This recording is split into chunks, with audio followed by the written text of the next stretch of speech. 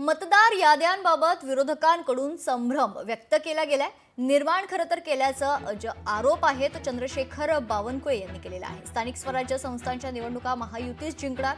महसूल मंत्री चंद्रशेखर बावनकुळे यांनी आपला विश्वास व्यक्त केलाय. महायुती 51% मतांनी जिंकणार असं देखील बावनकुळे म्हणाले. मतदार याद्या बाहेर आल्या आहेत, त्या प्रसिद्ध झाल्या आहेत.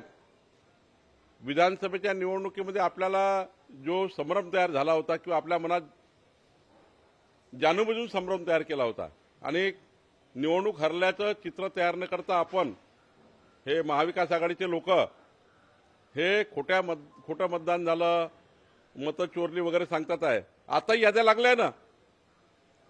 संजय राऊतांनी 4 वार्डात जावं, त्यांच्या नेत्यांनी 4 वार्डात फिरून आता याद्या बघून घ्या, बरोबर आहे की नाही आहे.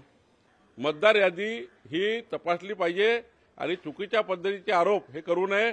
आम्ही इमानदारीने 51% मतं घेऊन या सत्तेमध्ये आलेलो आहोत आणि पुढच्याही काळात महायुती किती काही करा, तुम्ही किती निगेटिव्ह पसरवा, किती त्या ठिकाणी खोटारडेपणा करा, महायुती 51% मतं घेऊन स्थानिक स्वराज्य संस्था जिंकेल. लोकशाही मराठी ऐका, पहा, जागरूक रहा.